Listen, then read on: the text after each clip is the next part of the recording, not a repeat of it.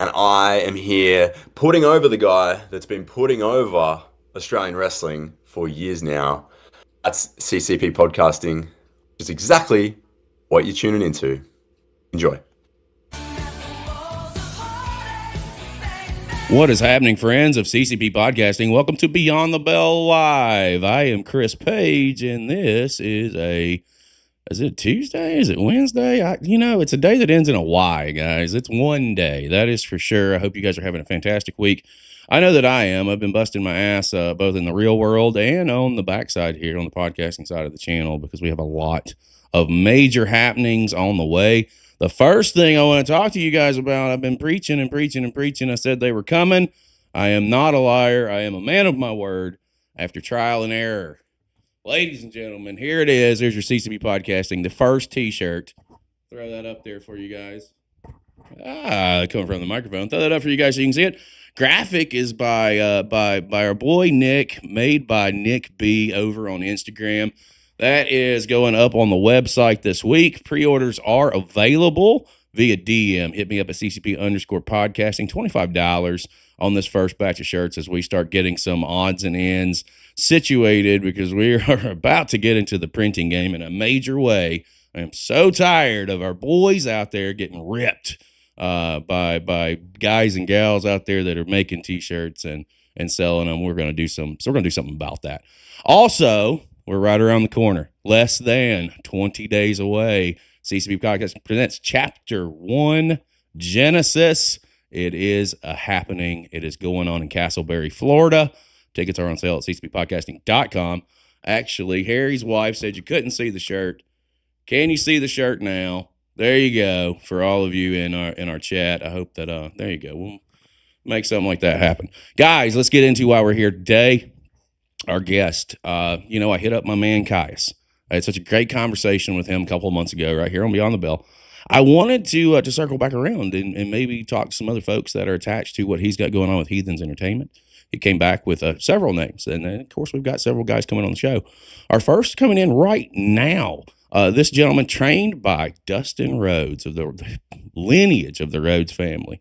And is currently rocking some tag titles over in the great state of Texas. Ladies and gentlemen, boys and girls, let's bring in our guest today, Mr. Jason Way. Welcome to the show. It's fantastic to have you. How are you doing today, sir?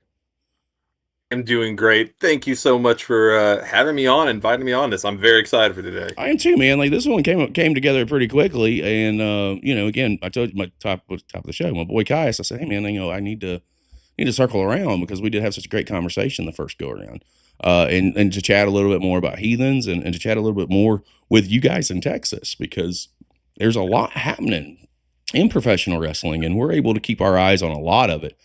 For you, though, like I always start our conversations kind of at the top because I like to know everything or as much as I can get with the time that I have. And for you, where do you fall in love with professional wrestling? Where does it intersect with you?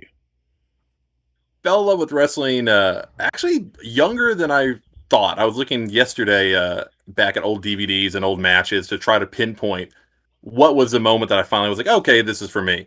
And I think the moment I can narrow it down to was Undertaker's return at Survivor Series or Armageddon. I can't remember, like 2005. Mm-hmm. The coffin and fire bust out, all that. I had a friend in middle school in love with wrestling, was one of my best friends. Never watched it. He put it on the background one day, and I saw, Undertaker come out of a burning coffin. I was like, well, what is this? I gotta know more about this. Explain. And I sat there that night just watching one of the old greatest Undertaker matches DVDs, and by the morning I was like, okay, I think I'm gonna have to start watching this more. And that was definitely at least a kernel that would grow into my love.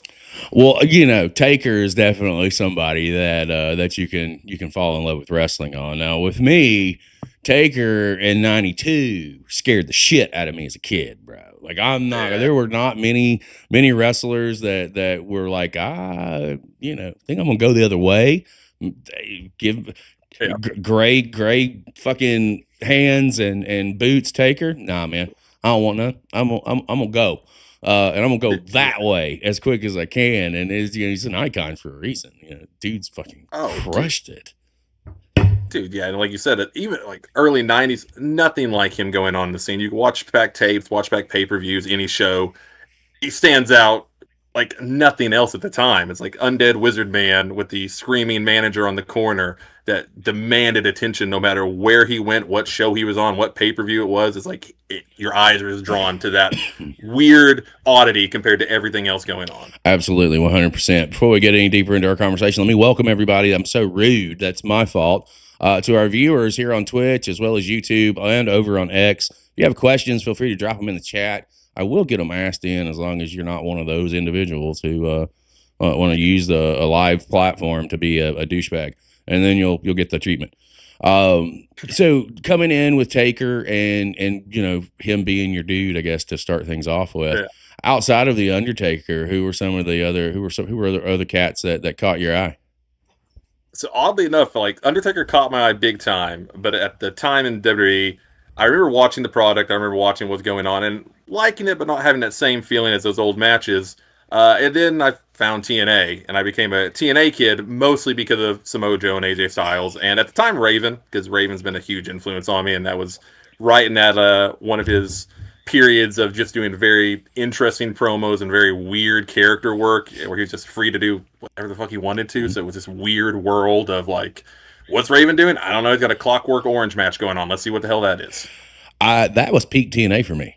Like back in that time frame. I mean, and then you roll into the Angle days of TNA. Then I was all for it. Was that back in the Asylum days when they were like running like once a week or some shit? Yeah, because I know the Clockwork Orange was definitely Asylum, and then I really got hooked when Angle jumped over, and the Angle Joe stuff was impossible not to fall in love with. Like just two beasts going at it, and every time just the chemistry they had, I was like, another moment where I go, oh shit, this is something I might want to do. This is crazy. Well, you mentioned another name right there. You said AJ Styles too, and now knowing that that next year is probably it for him. Like that's for me. I remember him in the late WCW days before he jumped into TNA, man, and like how far he's come, and dude, like it's one of those things. Like you take me back. It's I remember like going. I don't know if you were told me in 2005. That like, that AJ Styles, not only is he going to eventually jump ship, he's going to be in WWE for a very long time, be a dominant champion, have all this great runs, all these great moments. I would have never believed you because that 2000, like you were talking about, 99 to 2007 AJ Styles, he was the anti-WWE poster boy of he's the guy that will never get here. Mm-hmm. And here we are, where he's getting ready to do a retirement tour in WWE. Yeah, it was a soccer mom hair. That's what got him there. That's what it was. That's what I think anyway. Like I wish I could grow hair like that. Like I have to keep mine trimmed down because it's receding. I will look like a crazy butcher with his like crazy hair all the way down if I grown mine out, which might be a day for that, but not today. Shout out Goth, I see you in chat. Shout out Harry's wife, I see you in chat. And we welcome all of you that are here with us. Let me ask you this. So when you decide that this is something that you want to try and get into, it all comes differently for different people. And I'm kind of curious, what was your road into getting into training and getting into a facility, and where did you get your start? So actually, I don't know if many people know this about me. So everyone knows about the Dustin Rhodes part of this, but my road was much bumpier. Early on, I want to say like 2016, I was getting really back in love with wrestling, especially with what New Japan had going on at the time and the rise of Kenny Omega and all that going on at the moment. And I went to a local show. I was living in Amarillo, Texas, and went to a local show there. And after the show was over, I went up to the head promoter and booker there and just went like, hey, I want to train. I want to do it. And very classic wrestling-wise, they immediately got me in the ring the next week and started doing old school training. Mm-hmm. That was at the time way too much for me, and I had no clue what I had signed up for. So I'd been there. I did that for like a month. Had some family stuff happen and had to leave for a while. But I always had that urge to like go back because I had to kind of quit a little early, whatever. And then a pandemic happened, and I'm working out, trying to get back into shape. And Dustin opens his school and started hitting applications.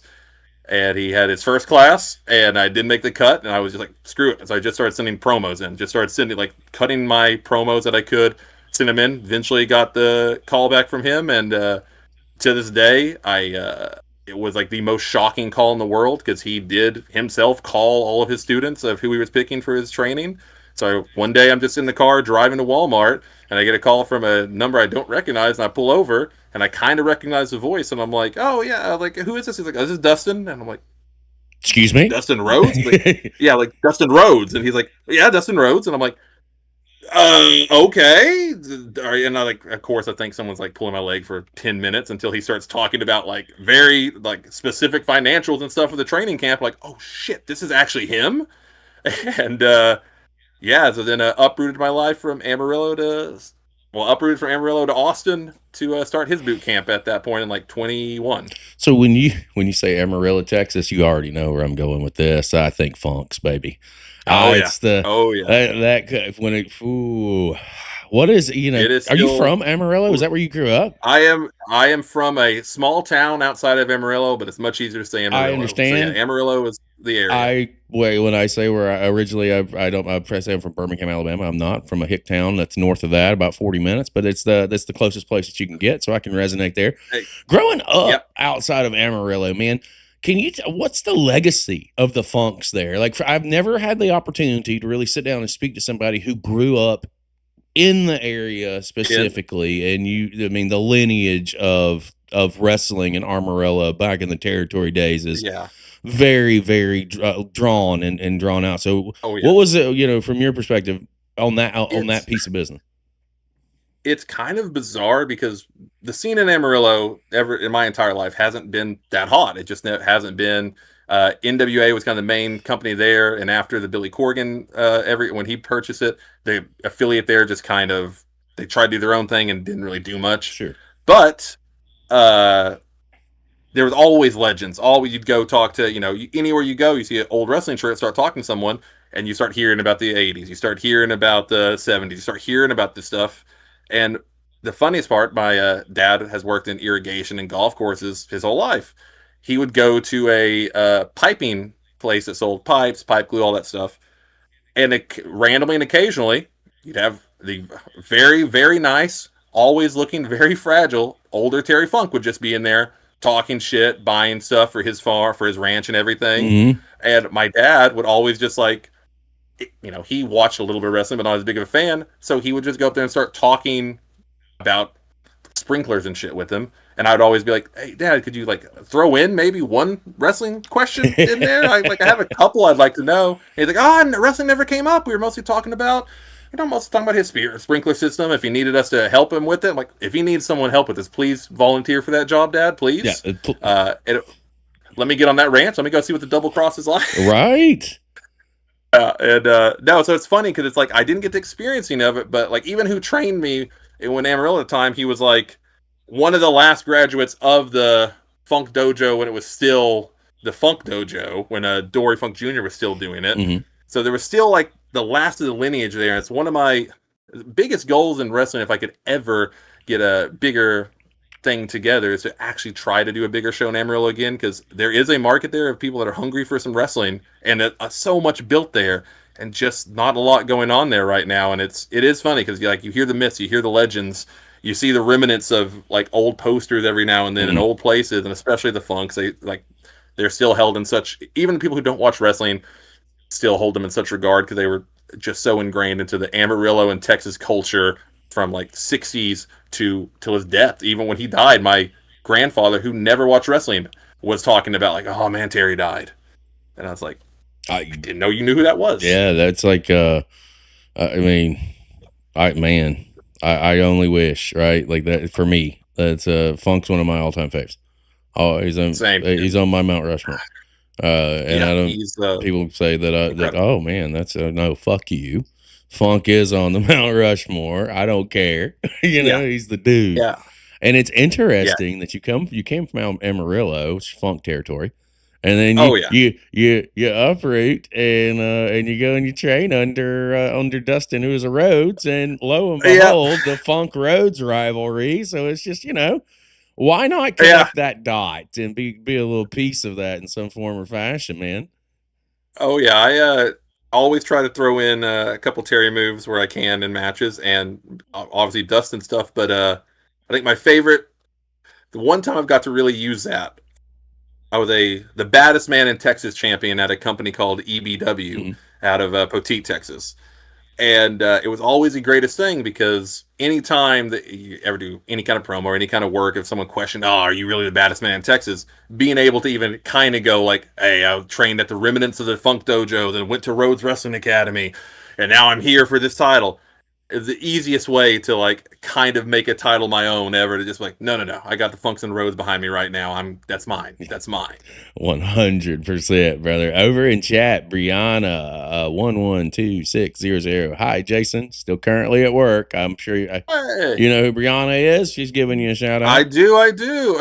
Harry's wife, Shannon, giving you a shout out as well, and Goth from the Netherlands giving you a shout out. So, guys, if you have any questions, again, feel free to drop them, and we'll get them worked in. I promise.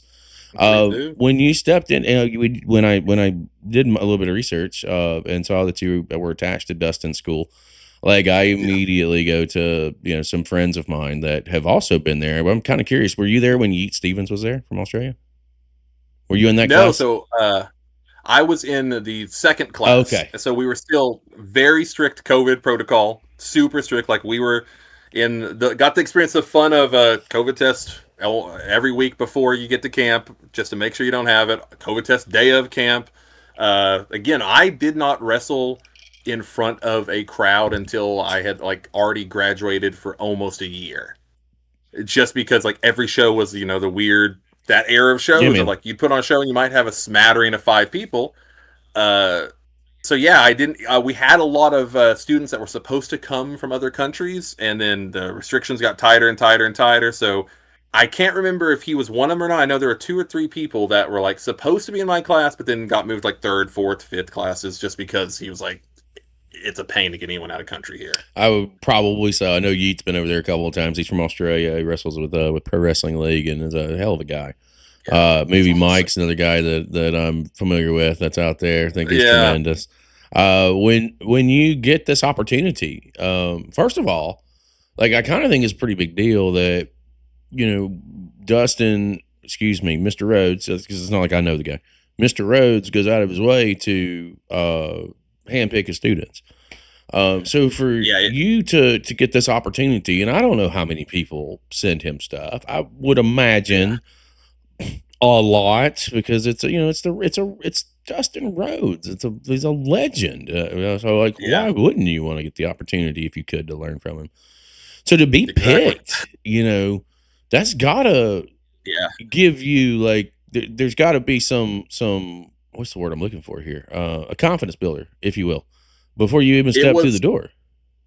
It was both a confidence builder and like kind of a pressure cooker because then it became like my confidence is up, but then it's like you got to deliver. Shit, if I mess this up, and even more so, especially early on in school, Dustin, I can for sure say at least for the first like 3 classes, he was always in the ring with you. He was one-on-one. He was teaching you directly. He had one assistant at the time, and so everything you learned was directly from him. And that was something, I've at that point already been to one school. I'd heard all these stories, different schools, and every school does their own way and has different ways of training, but it's very rare for like the main person behind a school to be in the ring with you a lot. And so that was also something it was a confidence builder, but also one of those moments that I was not prepared for until, you don't know what you're not prepared for until you get there. And it's like, oh yeah, Dustin Rhodes called me. And then you're like, oh, Dustin Rhodes wants to lock up with me. I don't know how to lock up. What do I do here? Yeah. And those moments of like, okay. And it's like everything you do, you're like, you have a direct comparison of like, you can never be, you never have an excuse when you have someone that's like, okay, well, he's telling you how to do it. I got to listen to him. He's showing me how to do it and doing it right in front of me. So fuck it, I got to do this. What were some of the takeaways that you got out of that? Because I mean, I figure that's a pretty big opportunity. So what kind of things did you take away from it? It's kind of funny. So right now I'm 4.5 years into this journey, and there's still stuff that like at the time I didn't realize would go on to be such knowledge bits I would go back to and I would go seek out again. But I think the biggest thing that I learned from him, that because he's such a storyteller and because he's been so character driven, he teaches kind of how to have the moments between the moves matter more than anyone else I've ever come into contact with. Like it's the simple stuff that he just makes look like the easiest stuff in the world. Like his footwork, he doesn't get credit for this, but if you go back and watch anybody's footwork, Dustin never gets brought up as someone who has like the best footwork or anything. But if you watch that dude move in a ring, his pacing, how he puts up everything, how he sets stuff up, again, how he gets into place for different things, it's impeccable and incredible. And just again, going back and to this day, I'll go back and look at my old notes or watch old videos, and I'm like, oh, I need to use this now. Mm-hmm. I didn't know that at the time it was important, and now it's like, oh, this is exactly what I'm messing up on. I need to get back to this. So there's still like I have my old notebooks that I would take during class that I still go back to and will like go through every now and then just to pick through, see what was there. But definitely movement and moments between the moves are a thing for him that I'm like, and obviously promo work. His promo work and his doing promo classes with him was unlike anything else. Of just again someone who knows how to do it like no one else. Well, with me, it was always digging into the details. It was always the finer details. I always tell people I was never the best wrestler by any means. I mean, I made my money and I did all right in the South and Florida, Alabama, Georgia, that area, Tennessee, the whole circle, if you will, did all right for while I was there. I was always a talker. Number one, like I was a heel, right? So like I could talk you into the building, and people want to punch me in the face. Okay, watch me get punched in the face. That's cool. I can do that. But it was always the details. It was getting granular, and with me too, it was always slowing down. I feel like if I was to get back in the ring now, I would not have a concept of slowing down. I would. It's just one of those things that was just so hard. I would blow through stuff, and then thinking that 5 minutes have gone, it's been like fucking 30 seconds, 45 seconds. Like, wait, what now? Going back to Dustin, one thing he said that I always keep in the back of my head is speed doesn't equal intensity. Everyone runs in there thinking, oh man, if you run the ropes as fast as you can, you hit the fastest clothesline, you hit the fastest drop kick, it's going to look so intense. And it just looks like a mess when it happens that way. And I think, like you just said, learning how to slow it down, learning that when you see people moving fast, they're probably in the ring moving half as fast as you think they're going. Learning the little things like that and trying to implement them, because again, as anyone who's done it knows, it is always so much harder than you think. Slowing down is the hardest thing I think anyone has, because your adrenaline's going, you're energetic, you want to deliver, you want to do it. So being told no, there's a reason to stand there and talk for a minute while someone's selling or while someone's doing this. Having those moments to really, and understanding why those moments matter, I'm always beyond thankful for Dustin for, because working the indie scene, you see people who never learned that, and you see why it's important to know that. Let it fucking breathe, baby. Let it breathe. Give it that oxygen, if you will. Now you said that you didn't even really have your first match in front of a crowd until a year or so after you kind of went through Dustin school. So when you get that opportunity, how are you feeling? What do everybody remembers that first, right? Like, I mean, that probably wasn't the first match by any means, but your first match in front of a crowd. Walk me through that day for you and what that was like.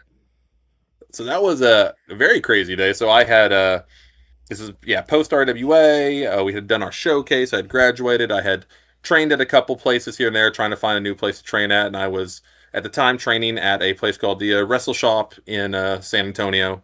I still work there sometimes, but they at the time the trainer there was putting a show together. They were getting stuff ready, and the most classic wrestling thing ever: show day comes, 2 people, no show.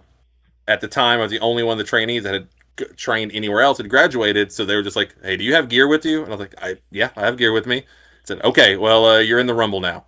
And like, okay. And like, also you might be in the main event. We'll get back to you on that. I'm like, okay, let's see there. So I do the Rumble, I do all that stuff, come back, like, okay, go tag with him, you're next up. I was like, excuse me? I'm like, yeah, you're gonna go tag with him real quick. Just do a quick like little 10-minute match with him. He'll walk you through it. So then we immediately go from a Rumble to a tag match. And again, I have trained. I'm in very good cardio shape. But going back to speeding through stuff, I hadn't worked in front of a crowd. Mm-hmm. So I look back at those matches and I'm like, I am making some choices at that time that I would never do today. But again, those learning moments that you look back on and they suck in the moment, but this great learning experience to go, oh, this is why you have to work the crowd. This is why you need the crowd and how different it is. And yeah, it was incredible to have the crowd there because yeah, when you go a year and you're used to just hearing the mat or just hearing other trainees around you clap or just hearing people bang the mat to try and emote some of that feeling, you can fake it, but you don't when you don't know what the real thing is and then you get a shot of it. It definitely felt like a kid that had never had soda in his entire life and never had anything, and then at 21 just decided, oh, I'll just do some Coke real fast, and I'm going a million miles an hour, and I'm like, oh my god, this is why people love this. Hello, Yeah, Scarface. it was an experience. Yeah, it was an experience for sure, and I still love that. I love that experience. I love that moment, but yeah, going from forever without a crowd to a crowd was the weirdest experience in the world, and one that like I'm glad more people don't have, but it's also one of those experiences that so few people were learning to wrestle and wrestling in that time period that it was just like I didn't know what I going back to. I didn't know what I didn't know. It's one of those things, man. Like you know, the switch clicks at some point. It flips on. Oh, yeah. And I mean, it's beautiful. This is what I think is beautiful about professional because it's always learning. It's an endless, constant, revolving door of learning information and how to do things and really how to play with the crowd and so you take them on the ride because they're the end of the day we as wrestlers or you guys as wrestlers, I'm retired for 20 years, we take you on that ride. You're here to escape reality. And to be able to play that card and do that is something that is it's a rare thing to have, and it's one of those traits. Now, when did that switch flip, or has it? It may not have flipped yet. Like it comes it will flip at certain times. But is there any point in your career thus far where you're like, oh fuck, that is why I get it? Yes. So I had my tag partner, Red Davis. He's helped me a ton. Him and Caius have probably brought me the most places, helped me a ton post Dustin. Just really exposed a lot of the wrestling world to me. But me and Red Davis, we had a tag team for a long time, still do, Red's Way. We went all over Texas, and it was a huge learning experience. And I, would follow his lead. But when you're tagging, you're able to cover up a lot of your faults, and you don't even know that you don't know how much other people are helping you at the time cover up where you're not so good. And it wasn't until I won a singles title, and I think it was my third match of that singles titles run against Jacob Prodigy. It was me and Jacob Prodigy at EBW, and it was the first match I had where it's like we did everything, we had gone over it, had gone everything, and everything just kind of clicked in that match, and it was one of those beautiful moments where don't know why. He was coming off an injury. I didn't realize at the time, but I probably shouldn't have been wrestling because I had a pec that was barely holding on. But all that aside, I went out there, were able to capture the crowd, have a match that I'm still proud of, and went to the back, and it was the first time where I had promoters and people come up to me and go that's how you do it. That's what you're doing.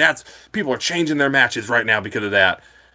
And I look back at the match, and what we were talking about earlier, it was the first match also where there were moments, there were a lot of intense moments and stuff, but it was also moments of understanding, oh, we're letting this breathe to build the crowd back up. We're letting this happen instead of just flying to the next intense moment. And that was the first time I understood, oh, if we do the intense moment and let it breathe, it makes it matter so much more. Facts. Yes, 1,000%. We have a couple questions over in chat real quick. Are you comic book guy number one? That's the first question. I am. All right, cool. So this question will make sense. No Game Unturned. Fantastic gamer over on Twitch. What comic would you want more? Action Comics Volume 1 or number 1 or Amazing Fantasy number 15? Action. I've always been a bigger Superman than Spider-Man fan. I like Spider-Man, but Superman, he's Superman. He's the prototype, basically. You got to go with it sometimes if you have the option. There you go. Goth over on YouTube. And actually, this is a good segue. The evolution of your character and how long did it take before you found what you felt comfortable with? So where does Jason Way come in the character work that you've kind of harbored in along the way? So honestly, this year is the first year that I feel like the character of who I'm presenting in the ring is much more who I have always wanted to portray in the ring and the character I've wanted to do. We had a long time where, again, doing tag work, I was kind of just, the enforcer, the heater, I'm there to do the job, and it's an easy job to understand and easy job to explain to the crowd and tell them in stories. When you're just doing enforcer, basic stuff like that, the crowd gets it, they understand. But when you start having to evolve, and it wasn't until we did an angle where a tag partner turned on me and gave me 3 concertos, Dick. and I was, yeah, for real, fuck you. Fuck that guy. So for 3 months, I sold it. I didn't take any bookings from that company. I only took bookings that were away from it. That crowd hadn't seen me in a long time, and we had their version of the Royal Rumble coming up, and they wanted me to do number 30, and I was like, okay, well, let me kind of go back to what got me into wrestling. I was like, I love the Undertaker, and music. I did a lot of punk bands. I did a lot of metal bands. Like, I need to combine some more of that stuff, and that return was when I finally kind of came back out, where it's like I came out and I wasn't wearing my normal wrestling gear. I was wearing much more what I kind of used to wear during concerts and stuff, of like combat pants with all marked up with designs and things like that, face paint, that whole look and all that. And it was the first time where me just standing there was getting a reaction.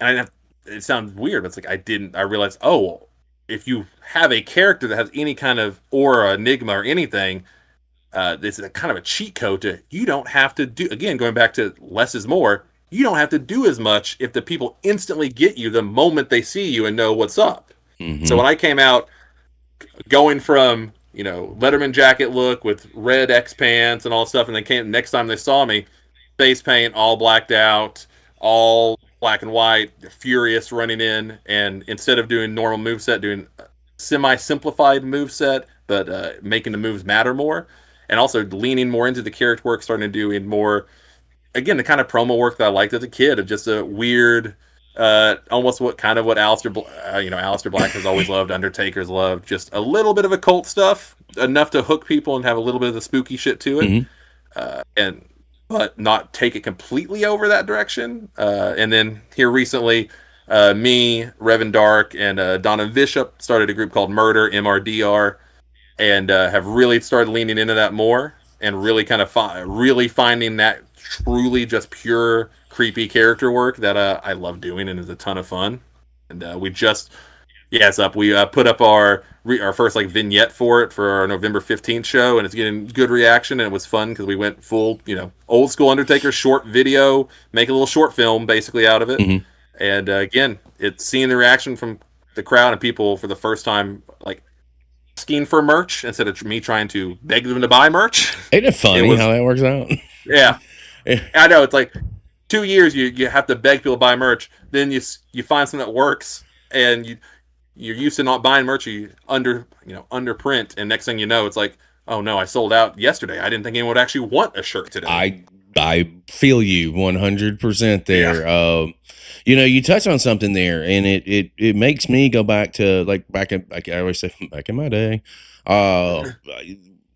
authenticity, right? Like that is a big deal. And when you did your shift, earlier this year, portraying what you're more comfortable with and what you kind of wanted to do, very eerily similar to me. I had a shitty gimmick for the first year and a half, and I thought it was cool as shit.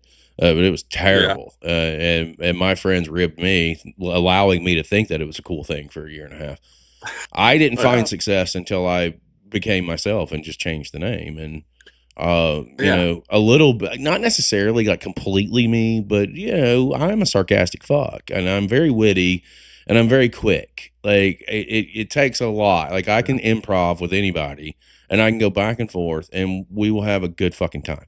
And it's just a piece of the game, but I didn't find my connection with the crowd until I shed the Zen Master gimmick and became Chronic Chris Page. Yeah, that's you just said it. Yeah, something about, as crazy as it sounds, but if you can find a way to have a larger than life character that is rooted in who you actually are, and you're able to bring in that real experience, it has made a world of difference, and it's ongoing right now for me. But the shift was very fast and very sudden, and you could feel it very easily. Of like, oh, they get it, I get it, we're running now, and we're off to the races is what it sounds like. Yeah. Well, let me touch bases on this because you're currently rocking one half of Tag Champions. Talk to me a little bit about the Fed. Where's the company at? What's the name of the company? And how long have you been rocking that one half of that strap? So APW, based out of Laredo. Okay.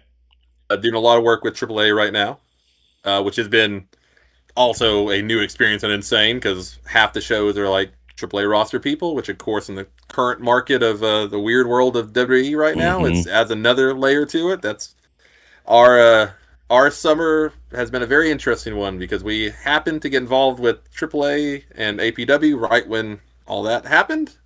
And reap those fucking rewards, baby. Reap them. It's been good. It's been good and weird because it's been classic stories of a lot of big matches that almost happened and a lot of weird matches that confused people because they were replacements. But it's been a crazy ride. Me and Red, we have we've won tag gold now in APW. In EBW, we were the longest reigning champs. Red, I can't sing enough praises of Red Davis. That dude has, again, true brother. He's been with me since day one. He was in Dustin's first camp, and then they brought him into second camp to kind of fill a spot, and it happened to be my match. And I would have never guessed that would have wound up being like a now 5-year relationship of wrestling and business and everything that goes with. Mm-hmm. But it's been insane. This year especially, we've had tons and tons of crazy matches, tons and tons of crazy moments. We definitely pushed ourselves more in both what we're able to do in the ring and also just what we're wanting to do scope wise. And it's been this has been the biggest growth year of my career by far, and stuff like APW has been a huge part of it. Well, I think it's cool because like when I hear new companies that I'm not familiar with, part of our channel, we're an international platform, but I always love finding new places and diving into new places that we haven't seen with no context, because new places brings new people. It brings new wrestlers. Yes. And several that catch our attention that be like, oh shit, I want to go see, I saw one match. Let me go look at 2 hours of this now. Let me go do this. That's the beautiful thing about our platform. And when I hear and I see stuff like that, it just makes me want to go out and look. It makes me want to go down and dig deeper. And I said at the top of the show, like, Caius, I hit him up. I know that you're attached with Heathenz Entertainment in some form or fashion. Yep. Obviously, Caius, the big man, the cult pizza leader, is headed out to Orlando to tangle on my first show out here.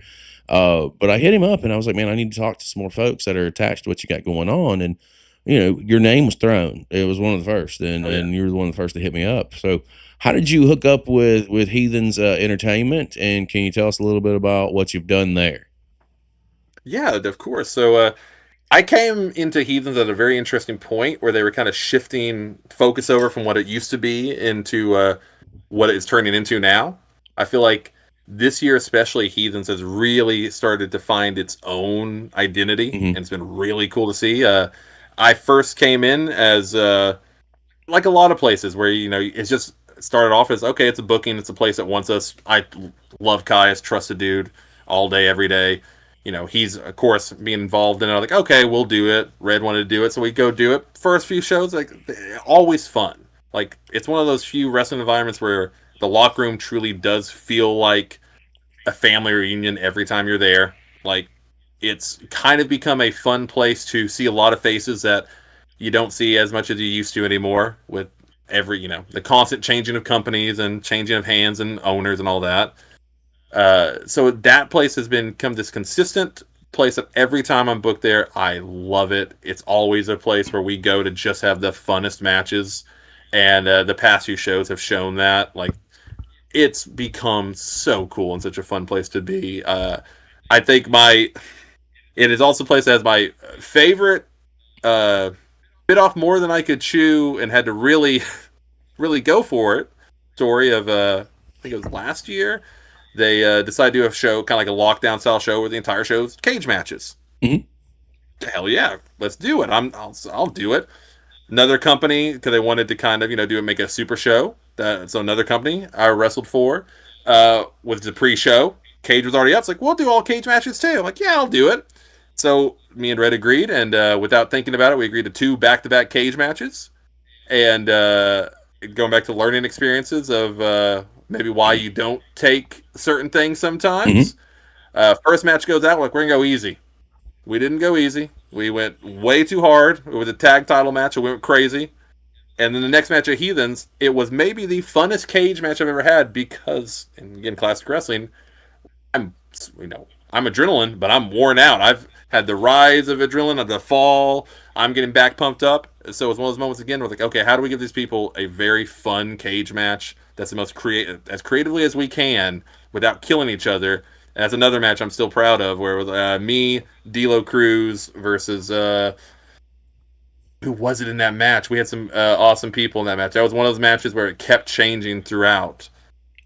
I'll have to look up and see exactly who was all in that match because it was a cluster of different people. But it was one of those fun matches where I love being able to challenge yourself on how you can really push yourself. Nathaniel Grayson, the Graysons, that's who it is. But I love being able to. I always love about wrestling the creative process of figuring out how to overcome a problem. And Heathenz has been a place that like is the best example of this. Is if you go to a Heathen show, you're going to see some of the funnest matches you'll see anywhere because it's a bunch of people just trying to make the crowd have a good time. Well, I plan on catching a show at some point in Heathenz. Yeah. I've been making rounds lately. I was in Southern California earlier this year, and I'm going to go to Jersey early next year. And I'm in Southern California mid-year. That first quarter next year, I'm in Southern California again. Yeah.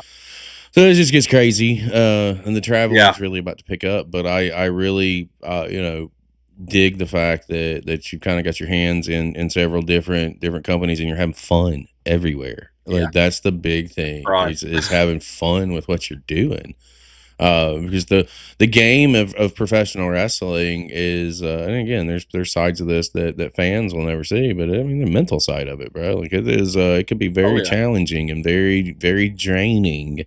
From mild to wild real quick, but to see that you're having fun with what you're doing and that it's all starting to click now. And you said that 2025 you felt like is the year that it's really all started to kind of come together. So with that being said, and it's on the we're just a little less than 2 months away and it's over. 2026 is around the corner. What's on your radar for 2026? What are you looking to get into? It's a good question. I think first and foremost, just work more places, work as much out of state as I can. I love Texas. Don't get me wrong. I'm very proud to be from Texas. I love the people here. But the more I've traveled, the more I've worked on trying to branch out to different places, the more I love different crowds. I love seeing the different energies different places have. Like a lot of friends in North Carolina, I'm constantly working at getting into that bubble just because right now it seems like there's a lot of cool shit going on North Carolina wrestling wise. Not to mention again the legacy of North Carolina wrestling going back to like NWA. Rhodes, Funks, everything else. Yeah, like going back to that era, it's like I love being able to wrestle places that have a lot of history, but also are doing some really cool things. So like. There's a lot going on in North Carolina that I've really wanted to, and that's one of my main goals right now, like FSPW down there. I love what they're doing. They're a company that I think they're doing great work, and I'm trying to work into. And also just wrestling a lot of different people. Like going back to the more you're able to work with people that are above your level or just have been trained in different ways, the better your repertoire gets, the better you learn, the more you learn. And so just wrestling different types of people. That's a huge goal in 2026. I love where your mindset's at with that. And I say that because with our shows, like we're not just running in Florida, we're running in Southern California. We're going to be running and I'm looking in Texas to partner up. I'm looking in Jersey to partner up with a lot of other little odds and ends that we're working on and that we're doing. And part of what we're doing and what I'm doing with our shows, and this is where like Caius is a kind of a piece. He has connections to obviously Heathenz in Texas. So if he comes out here and he sees some people that he likes, and there's an opportunity for guys who want to get out there and travel. And that's what our shows are all about.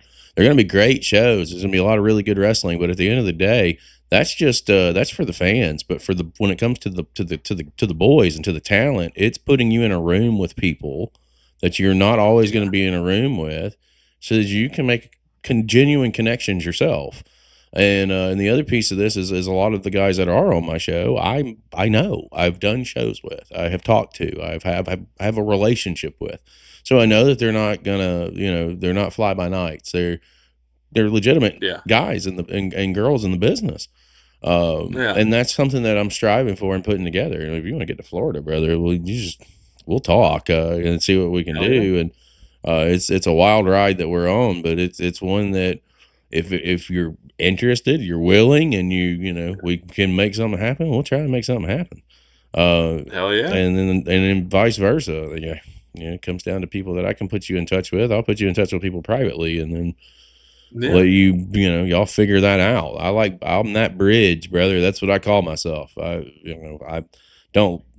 appreciate that a lot. Just you're existing and having a platform like that where it's semi-selfless and helping other people move forward. Because as you know, making those connections in wrestling and just talking to people that aren't already in your circle, a bitch and a half sometimes. Well, I think with us, what makes us a little bit, again, with our platform, I don't give a fuck if anybody watches it or not.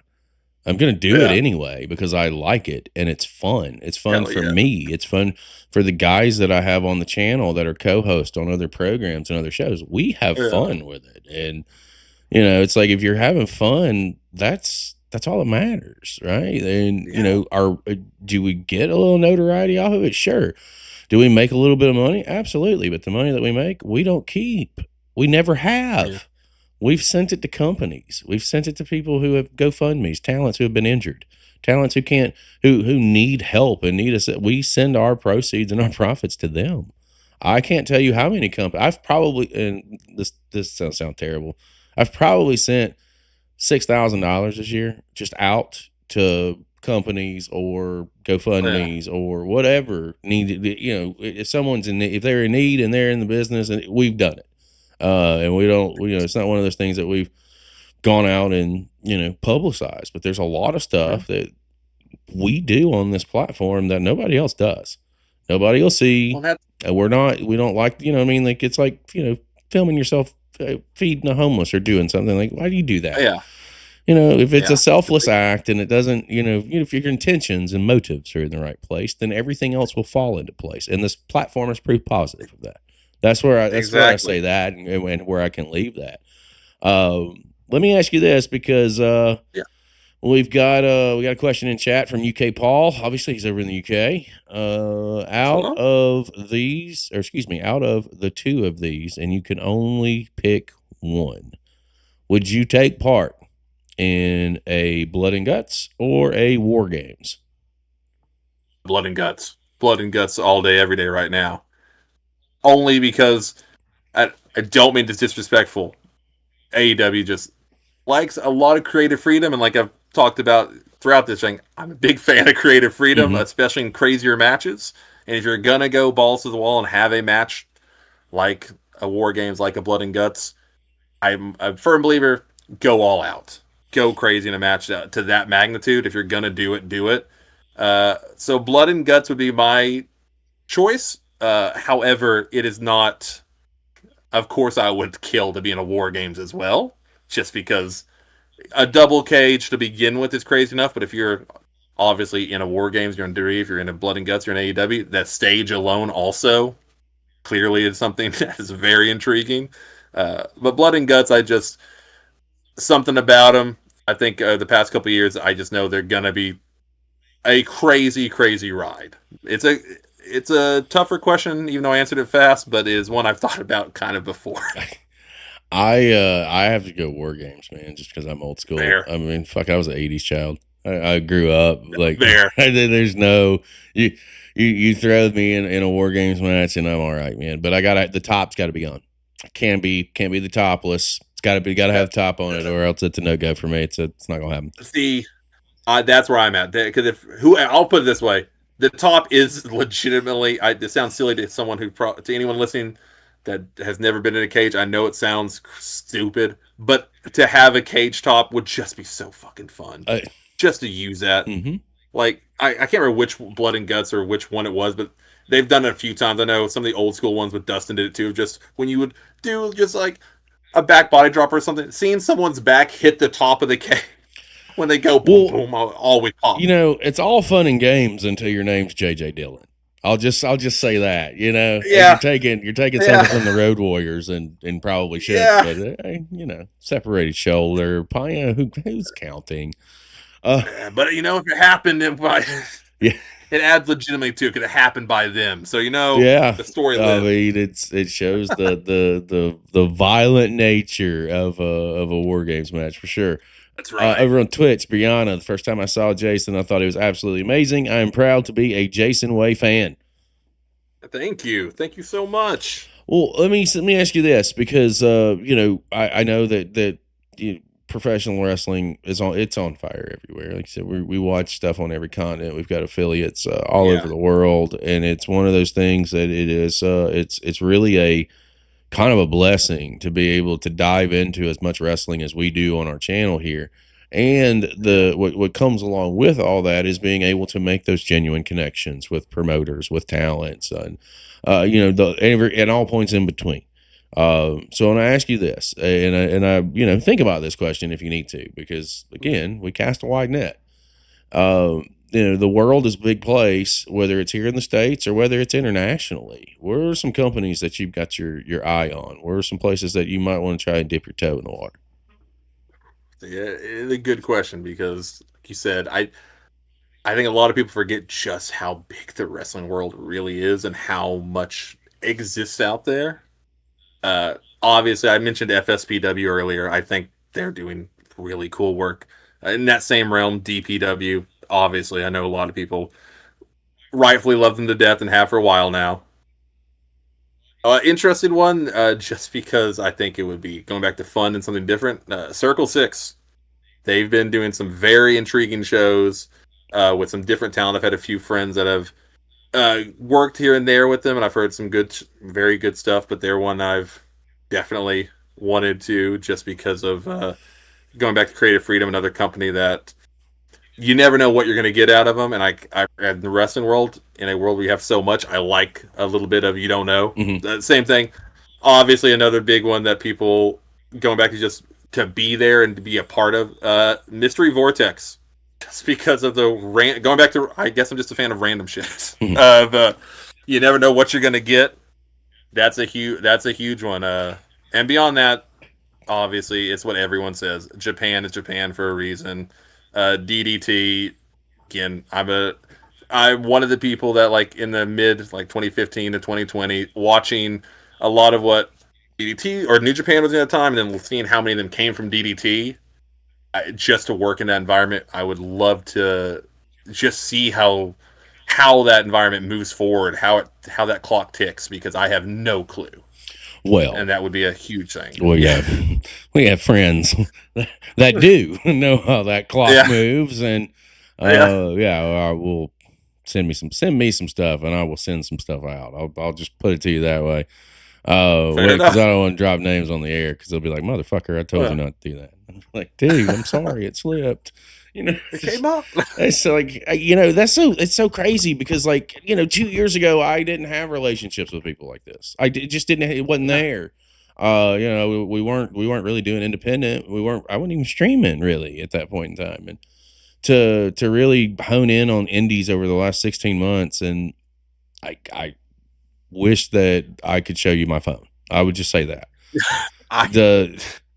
The DMs, the text messages, the emails, the phone calls, and keep in mind, I have a real job too, guys. By the way, that's a 40+ hour a weeker. So it's just kind of like, oh my God, how did this happen? Yeah, how did all this happen so fast? It's so fast. I remember, like, a year ago, giving my booking schedule time to my boss for my day job, and him be like, "Okay, this is kind of busy. We'll work with it." And I remember last month doing it, and him being like, "We'll work with it, but this is getting kind of crazy." I was like, "I told you." Yeah, welcome to professional wrestling. It's so fast. This is what happens when something catches, and that's kind of another like little beautiful nuance within the industry itself. Is because you don't ever fucking know. You don't Yeah, ever you never know. know. And then when it happens, it's like, you know, in your head, it's, I have to capitalize on this momentum because I don't know when I'm going to have it again. Or That if exactly. it's going to happen again, because you know there's a saying, and a lot of you guys may not understand this saying. It may not resonate with you, but I know it'll resonate with you, Jason.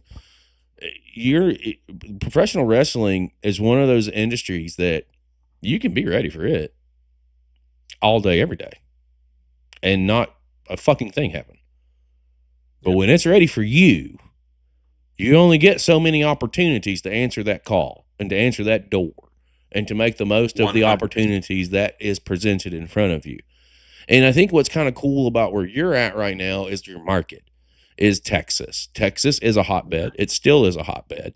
And there's a lot going on there too. And to just get out, and not only in the broader scene in Texas, it will, you know, will put you in a bigger position and a better position to reach out and get those road bookings. Have you done anything out of Texas yet? No, I had a couple things fell through, but nothing that's actually concrete happened yet. Okay, so we now have a goal. Brianna, I'm going to need your help with this, okay?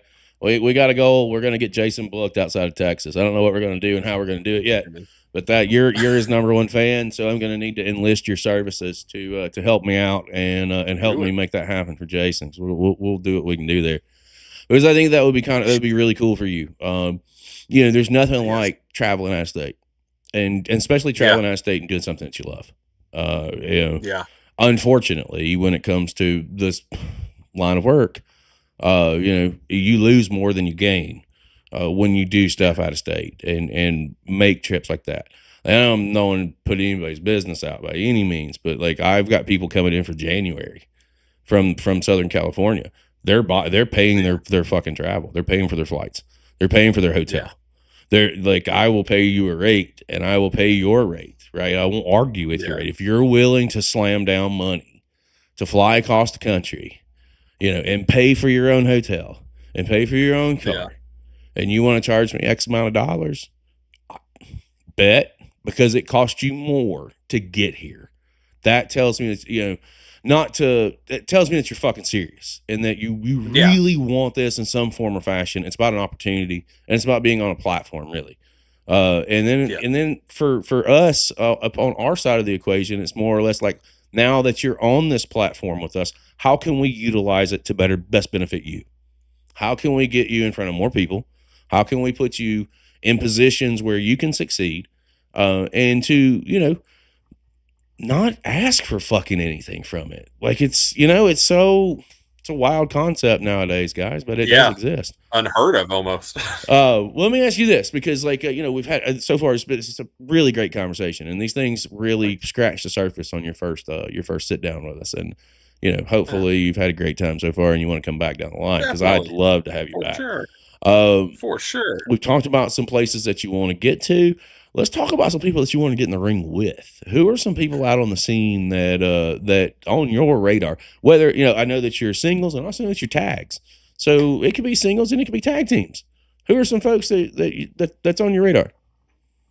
So the biggest one right now, and it has been for a while, Kid Bandit.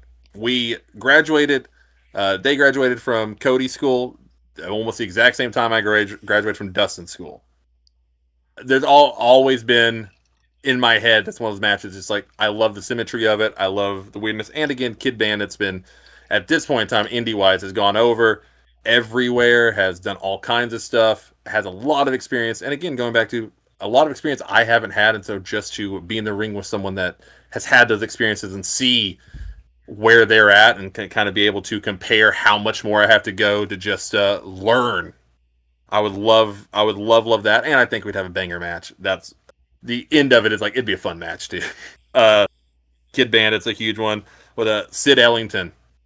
That's dude. I recently found a lot of his work. I think he did a couple of small appearances on, I think, Collision. I believe he did a couple of matches there.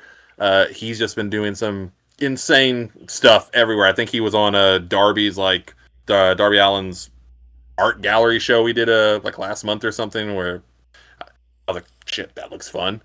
again, I'm always a fan of just people doing kind of different, weird or off the grid stuff. Atticus Kogar, just because I'd be terrified of that match, but also I'd love it because the dude's just creative and weird in my favorite way. Mm-hmm. That's probably, if I had to name like 3 right now, that's the first 3 that come to mind. I'll take them. I'll take them all day, every day. I enjoy hearing those because, like I said, we've been known to get people booked. It's not the first time. Won't be the last either. But it's part of what I enjoy about this platform. It's part of what I enjoy about sitting down and talking to you guys. For me, it's like I get the biggest gratification, like when you tell me stuff like that and I throw it out on social media, and then we get a hit back, and it's from a talent or from a promoter or from something else. This has happened on more than one occasion. It happened with a guy. I don't know if you're familiar with the Brit scene at all, but there's a guy named Critchy that's over on that platform. I was bullshitting with him on a stream, and I asked him, "Who you want to get in the ring with?" The motherfucker popped out Grado. Grado to me is the best comedy wrestler of all time. Yeah, it's not even close. Oh yeah. Well, I mean, it's close between him and Colt Cabana. It's very close between him and Colt Cabana. That's fair. That is. But I don't know Grado. Never met Grado. He don't know who the fuck I am. I threw it out there. What happens? Grado fucking answers. And then from there, starts following the platform, and we had a couple conversations, and lo and behold, in 2026, fun fact, guys, that's happening. It is happening mid 2026, and we are sponsoring the match. So it's just like we do stuff like that, and it's like for you guys, it's a big, right? Like, yeah, massive. I had to, deal with the promoter of the company, like they couldn't necessarily afford, and nor can I, to be fair, but we can figure some shit out, and we did. And we figured out what we can make work, and it's getting that guy one of his dream matches at the end of the day. That's so cool. That's awesome. It's shit like that, and getting like guys like the Pump Lines. I'm telling you, if you've never heard of the Pump Line, I consider them one of the greatest unsigned tag teams right now on the independent scene. They're out in Southern California. Told you this before we came on the air. Got them in Portugal. Like, I went, wow, yeah, and I'm catching a flight for that one. Like, boys, y'all ain't going to Portugal without me. Fuck, man. Hey, you get in the booking, you got to go too. That's just fair. Question over from YouTube, real quick. If you had a chance to go international outside of Japan, which obviously we just touched on, DDT, is there anywhere else internationally that you want to try and at some point at least get to? Obviously.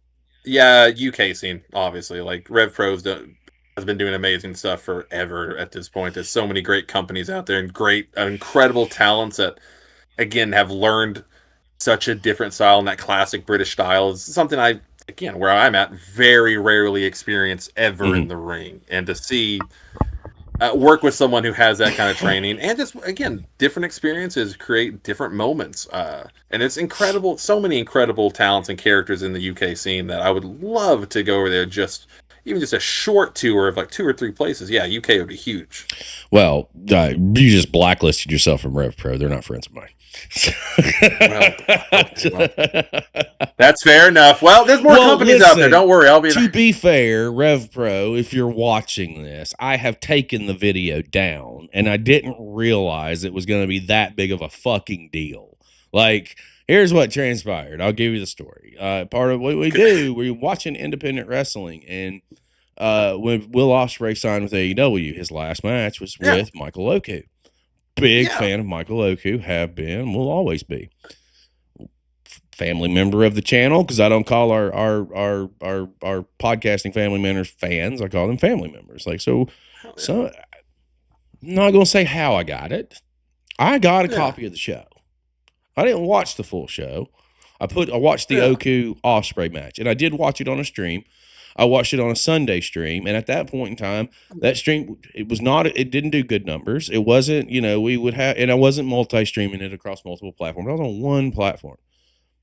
I filmed it, I taped it, I put it out online. Well, the match was on a Saturday. I watched it on a Sunday. I posted it on a Monday. By Friday, it had like 10,000 hits.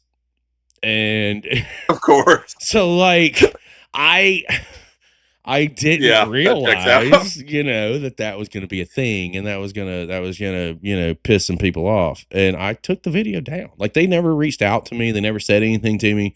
But when Yeah. you can speak to and have conversations with a lot of promoters and a lot of companies and not have any, real issues or anything go south, like, I think that we have a good track record. And I thought that, good faith would be take it down when you realize that, hey, this is probably a problem.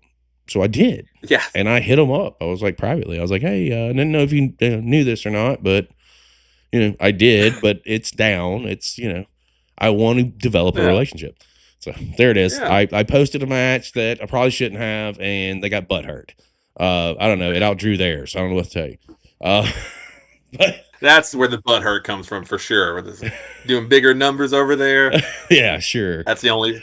Had you got 5 views, they wouldn't. I know, and I would have been fine with that. I mean, I just didn't want to burn a bridge by any means, especially Rev Pro, because there's really good fucking talent attached to it.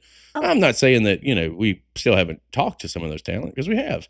I don't know if Rev Pro was happy about it, but I mean, the talent's still getting booked, so I guess they're all right. Yeah. Let me ask you this. So, the beautiful thing about our platform is stumbling across those hidden gems, people that are on the scene that, we don't know about and that we get introduced to. It happens every week, whether we're watching a full watch along on a full show, whether we're doing our spotlight shows on Thursday nights, whether we're looking at feds and down the rabbit hole matches on Saturdays, we stumble across new talent every week. And what makes it so beautiful is no context and not knowing what we're going to see. So it makes me question. It's one of the most important questions that I ask people, because I'm genuinely interested and I give a shit. Who should I be watching as a part of CCP podcasting? Who should we be watching on our channel, on the independent scene? It could be people that you know, could be people that you don't know, it could be people that you tape study, it could be tag teams that you've been in the ring with. It doesn't matter. Who are some people, according to Jason Way, that we should keep our eye on? I got to give a shout out first and foremost, Jacob Prodigy and Jaden Black. They work a lot of the same companies I do, very different styles, but both of them always deliver. They always go out there, give 1,000% to the fans, and always have some of the most gripping matches on the indie scene here in Texas I watch ever. Like, whether I'm in the match or not doesn't matter. I'm going to be watching their matches and paying very close attention, because watching them grow over the past couple of years and seeing how quickly their game has stepped up continuously. I won't ever, it's wrestling, I'll never make a guarantee, but Jacob Prodigy and Jane Black, if you're fans of Will Ospreay, you're fans of Samoa Joe, you're fans of people who hit hard, know how to do some minor comedy moments, and also just have great matches, those two all day, every day, go watch them, Jacob Prodigy and Jaden Black. They have some great work out there. Okay. Well, I am unfamiliar, but they will make my internal spreadsheets, and I will get familiar, because that's what I do. It's not only what I do, that's what all of our co-hosts do here as well. We are connected everywhere, and there's 5 or 6 of us. And usually, if I can't get to it, one of them can, and then they're like, oh, shit, you probably need to watch. Hey, I watched these matches, but you definitely need to catch this one and this one. And then we'll go from there, and I put a show together. I put something together to throw love out on them. And then I tag you in it. I'm like, hey, man, I talked to this cat, Jason Way. He says, I should be watching you, so I'm doing a show on you. I hope you don't suck. No, just kidding on the suck part. Hey. No, you know what, Jacob Prodigy, you better have good matches. That's just a fair statement there. If you're gonna get viewed, you got to have good matches. Bree over on Twitch says that the goal for 2026 is to make sure Jason goes international. So there you go. Thank you. I'm down with that goal. I'll do that. There we go, man. I think we're all trying to do that at some point in time again. So it's been a really great conversation to have with you thus far, man. And I know, like I said, we just scratched the surface, and we've talked a lot of wrestling. We talked about how you've gotten into the business, talked to your journey through the Rhodes Academy, and a little bit about the faction that you've got going on, coming into your own this year in 2025, and what 2026 holds for you. But I do have one other question for you on the way out, and in the world that we live in with professional wrestling, it's mild to wild. There's not a whole lot of downtime. But when you do get some downtime, man, what do you like to do to relax? What's some stuff that you like to just if you get that 20 seconds to decompress, what does that look like? Yeah. The nerdy answer: read as many comics as I can. Okay. All right. So Right now, I'm what are you reading right now? read. What are you reading now? Right now, reading some some Rick Veitch Swamp Thing and Absolute Batman, because that's what everyone's reading. All the cool kids reading Absolute Batman, so I'll throw it in there. But yeah, I any show I have, I probably have a comic with me somewhere in my bag for downtime, and it's a constant game of me trying to find, like you said, the 20 seconds in between the hurry up and wait game of wrestling to go hide in the corner for a second and read a little bit, and then go do something else. And same thing at home between, as you mentioned earlier, the two job. I think a lot of people don't realize how many wrestlers and how many people involved in wrestling are working a 40-hour job on top of traveling, on top of wrestling, on top of training and all that shit. So that is my in between. If I can get a minute of just alone time to read, it may just be a page, but that's how I try to decompress. Well, that makes me want to ask you another question. I know I said that was going to be one of the last ones, but Hey. when I hear comic books, it begs to question. I need to know who your top villain is, and I need to know who your top superhero is. Oh, dude, top. I know it's tough. That is a hard one.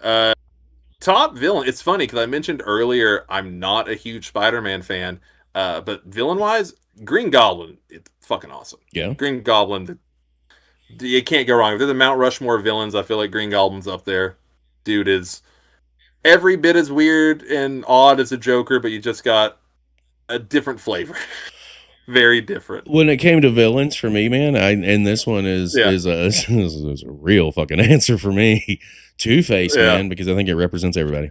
I think it's just one of those things that everybody's got that good side and everybody's got that evil side, and it's a real, to me, it's a real fucking villain, like, because you don't ever know what version of you is going to react to any given situation. It's one of those that I can associate it with, like, the fucking real world.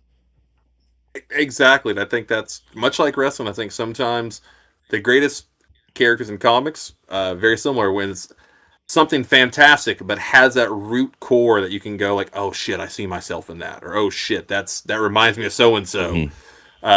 Much like here, and similar with heroes, it's like I probably he counts as a hero. I'm a John Constantine. Oh, I like Constantine. For similar, as you said, Two-Face. I like a very complicated character, and I like someone that he can be a horrible person, he can be an asshole. At the end of the day, he'll do good. He'll probably have to be forced to do it and probably lose part of his soul doing it. So I've always liked that.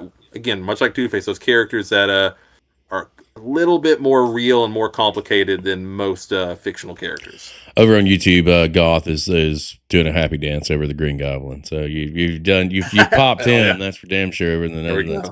If I can pop the Netherlands, I'm happy. Hey, I told you, man, we're international. You got several continents on you right now. Brother, this has been a great conversation to have with you, to just scratch the surface. And again, like, the big misconception, guys.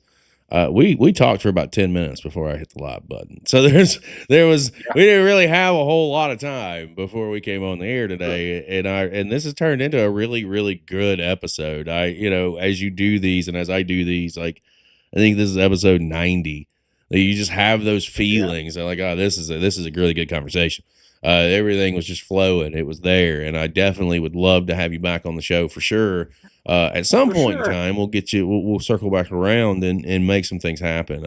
I just think that this has been an absolute blast for me, and I always do like to turn this over to you guys, our guest, that on the way out. Is there anything that you want to plug? Anything you want to promote? Anything upcoming appearances? What do you have? And I would say merch, but you're sold out on that for the time being. I do have your link tree on the screen though, so just that is there. So everything, information wise, Chase and Chains and links, but appearances and stuff of that nature. What do you got coming up? Anything that Yeah. Go ahead. Let's see what I have. Look, I do know next up, November 15th, really cool show here in San Antonio. Let me get the full name of it so I don't mess it up. November 15th is coming up, San Antonio. Although first, actually, I say that November 8th, EBW coming up. I'll share this all stuff on my Insta as I always do. But November 8th, EBW in Poteet. November 15th is it one more round? It is a show between Blackbird Pro, SWA, and United 210. Three awesome companies out of San Antonio, all do great work. But it's a kind of super show on the 15th that has a little bit of everybody on it. So it's, if you want a good taste of the San Antonio and kind of this area of Texas scene, that's probably one that'll eat your best taste of everybody on. Okay, cool. This has been, excuse me, I had a piece of ice in my mouth. This has definitely been a great conversation, guys. And if you're out there, if you're watching, if you're here in a chat, you had not done so, the easiest way that you can support is by sharing, and subscribing. Jason keeps it simple. Hit him up on Instagram, Jason X Way. All you gotta do is hit the follow button. That's right. Keep your eyes peeled. It's been on the screen the entire show. It's right underneath him. And again, if you're in my chat and you're not following and you are on social media, better fucking do it. What are you waiting on? And Linktree, all things for Jason's right there. His YouTube, his merchandise, upcoming events, everything's right there. Jason's Chains and Links. There's an S after everything over on Linktree, right. And that'll get you to where you need to go. And it'll get you all things to Mr. Jason Way. Again, man, it's been a pleasure to have you on. Bree, you've been fantastic. Glad that you popped in and hung out with us for a little bit. And for all of you who have tuned in throughout the last hour and 15-ish, it has been a great ride for my guest today, Mr. Way. I am Chris Page. We will see you